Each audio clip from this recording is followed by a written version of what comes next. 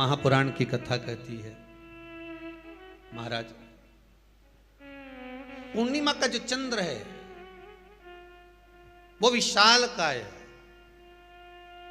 और उस चंद्र की पूर्णता में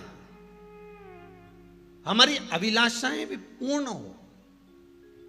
आप आस्था चैनल के माध्यम से जितने लोग कथा सुन रहे हैं, फेसबुक यूट्यूब पर जितने कथा सुन रहे हैं और कुबेरेश्वर धाम में जितने कथा सुन रहे हैं, आप में से कितने लोग हैं जो पूर्णिमा का व्रत करते हैं? जो माताएं करती हो जरा हाथ उठाइए। पूर्णिमा का व्रत जो करती है, करते हो ना आप लोग? रखिए हाथ। अब पूर्णिमा के व्रत में आपने कई बार किताब पढ़ी होगी पूर्णिमा की, या आपने व्रत किया होगा, या पूर्णिमा का व्रत आप धारण करे होगे, तो उसमें पूजन कौन से भगवान की होती है?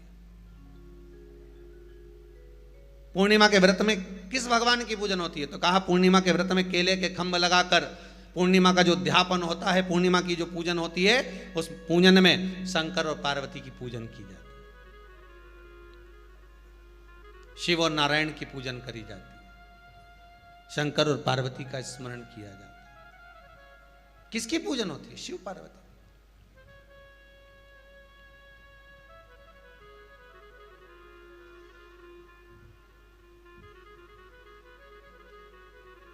क्यों शंकर और पार्वती का पूजन क्यों करा जाता है पूर्णिमा के व्रत में? क्योंकि शिव और माता पार्वती ही केवल एक ऐसे हैं जिन्होंने अपूर्ण लक्ष्मी को भी पूर्ण बना दिया था। किसको पूर्ण बनाया है? लक्ष्मी। शरद पूर्णिमा के दिन अगर आप शंकर भगवान को एक लोटा पानी अगर शिव को समर्पित कर रहे हो, श्वेत पुष्प को रख कर शंकर जी के ऊपर सफेद फूल को चढ़ाकर अगर एक लोटा जल भी, एक पात्र जल भी शंकर को समर्पित कर रहे हो, तो ये लक्ष्मी के लिए ही तो कर रहे हो। और कौन सी लक्ष्मी? पूर्ण लक्ष्मी। पूर्ण लक्ष्मी।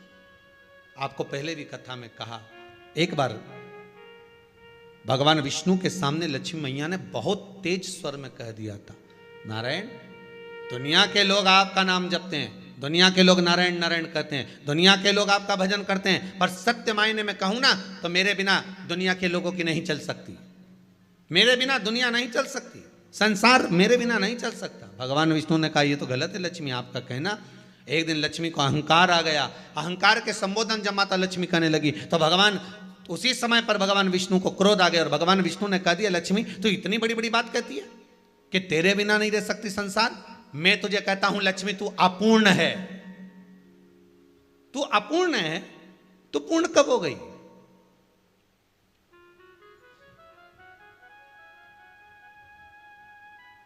तेरी पूर्णता कहां हो गई? लक्ष्मी की आंख से आंसू बहने लगे। आज आपने मुझे अपूर्ण कहा है, आपको मालूम है आप मुझे अपूर्ण कह रहे हो? आपको ये ज्ञात हो रहा है आप मुझे अपूर्ण कह रहे हो? भगवान कहते हैं, हाँ लक्ष्मी, मैंने तुझे अपूर्ण कहा है। अपूर्णता का मतलब आप जानते हो ना? भगवान कहते हैं, लक्ष्मी मैं सब जानता हूं। लक्ष्मी रोती हुई माता सरस्वती के पास पहुंच गई। सरस्वती ने पूछा, क्या बात है लक्ष्मी, क्यों रो रही हो? लक्ष्मी जी ने कहा, क्या बताऊं सखी, मेरे पति ने आज मुझे अपूर्ण कह दिया है।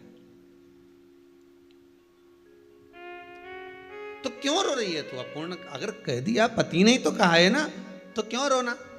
चल मेरे साथ में।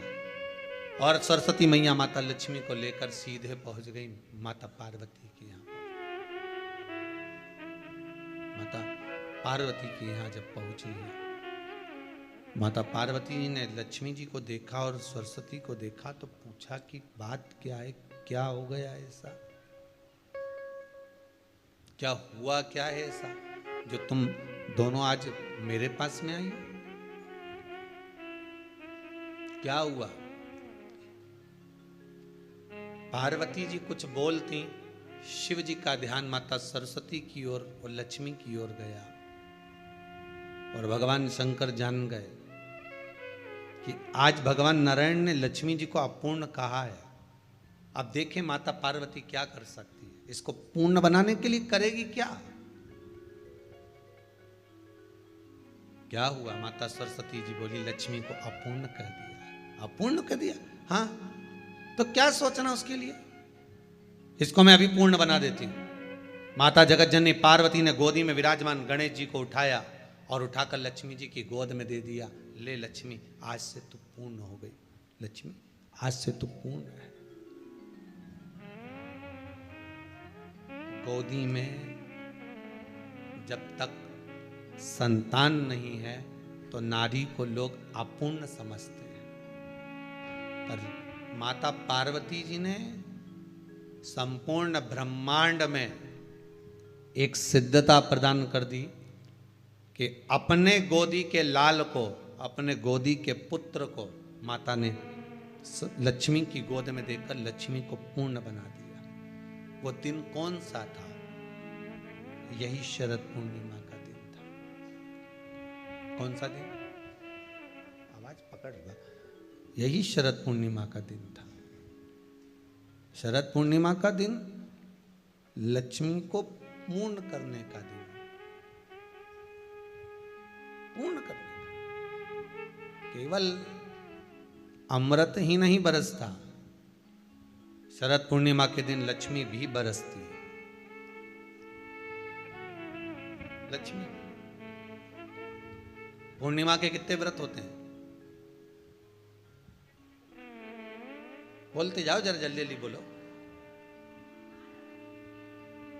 पूर्णिमा के नारियों को, स्त्रियों को अखंड सौभाग्य के लिए, जो नारी वैधव्य नहीं होना चाहती है, उस नारी को पूर्णिमा के कितने व्रत करना चाहिए?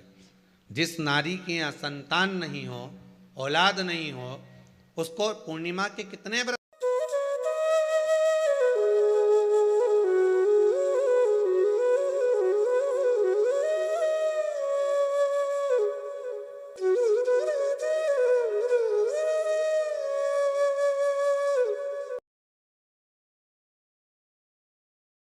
क्यों करा जाता है पूर्णिमा का व्रत? पूर्णिमा का व्रत करने का कारण क्या है बताइए? आप इतने सालों से कर रही हो, कई माताएं कर रही होंगी पूर्णिमा का व्रत। एक समय फलाहार करती हैं, एक समय भोजन करती हैं। भोजन में खीर का होना जरूरी होता है पूर्णिमा के व्रत में। दूध की सामग्री होना जरूरी होती है पूर्णिमा के व्रत में। 12 महीने की पूर्णिमा करो, मना नहीं है। और पूर्णिमा उठाने का भी समय होता है चैत्री। चैत्र के महीने की जो पूर्णिमा होती है, चैत्री पूर्णिमा पहली पूर्णिमा मानी जाती है, इसलिए चैत्री पूर्णिमा को सिद्ध पूर्णिमा कहते हैं, कार्य सिद्धात्री पूर्णिमा कहते हैं, सिद्ध करने वाले। मनोरथी पूर्णिमा कहते हैं, मनोरथी पूर्णिमा। इसलिए पूर्णिमा का व्रत कहां से उठाया जाता है? चैत्र के महीने की पूर्णिमा से पूर्णिमा का व्रत उठाया जाता है कि मैं महीने की पूर्णिमा करूंगी तो वो चैत्र पूर्णिमा से उसको उठा लिया जाता है। पर उसका एक नियम रहता है, आप फलाहार करें अपनी जगह पर है, पर एक समय भोजन कर रहे हैं वो अपनी जगह पर। भोजन के साथ में मीठे के साथ थोड़ा दूध की सामग्री होना जरूरी होती है। और क्यों करते हैं पूर्णिमा का व्रत? किस लिए किया जाता है, क्यों करा जाता है? उसका व्याख्यान वर्णन शिव महापुराण के अंतर्गत स्कंद पुराण में लिखा गया। स्कंद पुराण में वर्णन किया है श्री वेद व्यास जी महाराज ने।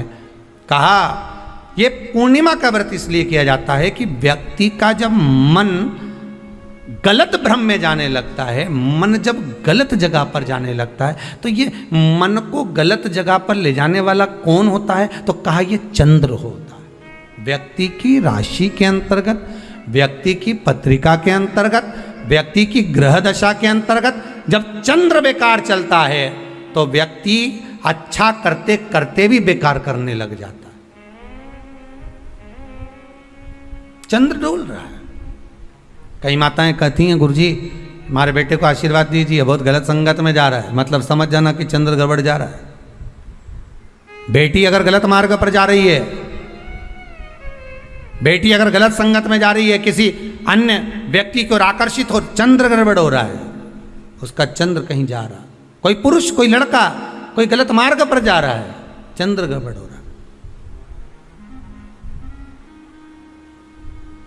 घर में जो क्लेश उत्पन्न होता है, घर में जो विवाद उत्पन्न होता है, उस विवाद को रोकने के लिए केवल चंद्र की ही, इसलिए तो पूर्णिमा घर की नारियां हमारे यहाँ हिंदू धर्म में यहाँ तक स्कंद पुराण में कह दिया कि प्रत्येक पूर्णिमा, आप लोग का कभी आप लोगों ने सत्यनारायण जी की कथा करवाई है? जितने लोग आस्था चैनल पर कथा सुन रहे हैं, जितने लोग फेसबुक यूट्यूब पर कथा सुन रहे हैं, यूट्यूब पर कथा का श्रवण कर रहे हैं, उनने कभी सत्यनारायण की कथा करवाई होगी? तो उसमें लिखा है हर कार्तिक, हर पूर्णिमा को, हर संक्रांति को ब्राह्मण सत्यनारायण भगवान की कथा या राजा या वैश्य कथा को कराता था या बढ़िया कथा कराता। सुनी कि नहीं सुनी ये बात? सत्यनारायण भगवान की कथा में लिखा है, स्कंद पुराण के अंतर्गत जो सत्यनारायण भगवान की कथा का स्मरण किया उसमें लिखा है प्रत्येक संक्रांति पूर्णिमा को सत्यनारायण की कथा करवाने लगा और ये योनि को प्राप्त हुआ, इस योनि से छूटा, इस योनि में गया। लिखा है, सब कुछ लिखा है। अब उत्ते से समझ जाओ कि पूर्णिमा को सत्यनारायण की कथा करने का बोला है, तो पूर्णिमा को सत्यनारायण की कथा का क्यों बोला? वैसे तो रोज कराओ सत्यनारायण जी की कथा, प्रतिदिन कराओ, मना नहीं है। आप क्या कोई विशेष फंक्शन है आप सत्यनारायण जी की कथा करवा, पर पूर्णिमा संक्रांति को और संक्रांति को पूर्णिमा को सत्यनारायण की कथा का स्मरण क्यों करवाया गया? क्योंकि पूर्णिमा के दिन अगर ये भगवान का व्रत रख लेगी, पूर्णिमा के दिन अगर ये खीर का प्रसाद बना लेगी, थोड़ा सा दूध की कोई सामग्री बना लेगी और भगवान को भोग लगा देगी, भले सत्यनारायण भगवान के भाव से बनाए, भले सत्यनारायण जी के निमित्तार्थ बना, पर अगर इसने सत्यनारायण भगवान के निमित्त से बना, पर पूर्णिमा के दिन अगर ये व्रत रखेगी, उपवास रखेगी या कोई सामग्री बनाकर भगवान की पूजन कर लेगी, तो इसके घर में जो अशांति है वो शांति में बदल जाएगी। इसलिए कई घरों में आज भी सत्यनारायण भगवान की पूजन हर पूर्णिमा को करती है। माता किताब लेके बैठ जाती है, तुरंत उन्हें ऑफिस जाना, कहीं काम पे जाना, और तुरंत उसने जल्दी जल्दी कलश रखा, कलश नहीं भी रखे तो भगवान की पूजन कर कुरा के ब्राह्मण देवता को बुला लेगी, ब्राह्मण नहीं आएंगे तो खुद कर लेगी, पर करती जरूर है। इतना सा आटा सेक लेगी, पंजेरी बनाई, सीरा बनाई, मिठाई रख दो, कुछ भी करेगी पर सत्यनारायण की कथा कर ले, उसका मन लग गया उसमें। मतलब पूर्णिमा को करना है, उसको करने से क्या होता है? शांति रहती है, शीतलता रहती है। जिसके घर में हर महीने की पूर्णिमा को खीर बनती हो, ध्यान दीजिएगा, बहुत सुंदर संवाद चल रहा है, बहुत ध्यान देने वाली बात है। प्रत्येक महीने की पूर्णिमा को जिसके घर में दूध की सामग्री बनती हो, दूध की सामग्री तैयार होती हो, खीर प्रसाद तैयार होता हो, उसके घर में कभी क्लेश नहीं हो सकता। चाहे सास बहू एक दूसरे के सामने वो कहे ना, वो सांप और नेवले की लड़ाई क्यों ना, फिर भी शांति हो जाती है। पर प्रत्येक महीने की पूर्णिमा होना चाहिए। ये नहीं कि तुमने एक महीने की पूर्णिमा पे बना लिया और दूसरे महीने की पूर्णिमा को गायब कर दिया। फिर किसी ने कह दिया आज चूरमा तो बन रहा है, दाल बाटी तो बन रही है चूरमे के साथ में, लड्डू बन रहे हैं, तो काय को खीर बना रही हो? तो तुमने अब वो खीर प्रसाद।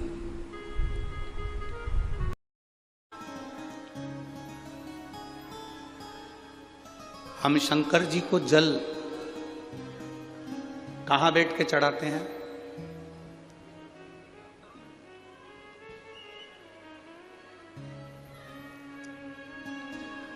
बोलो बोलो, जन्म के बोलो जरा। वैसे तो जो शिवलिंग होता है उस शिवलिंग के आसपास कहीं पर भी बैठ जाओ जहां से जल बहता है, बस उस स्थान को छोड़कर। पर विशेष जल चढ़ाने का स्थान कहां से बताया गया? उत्तर की ओर मुख कर हमें दक्षिण में बैठना है, उत्तर में मुख करना।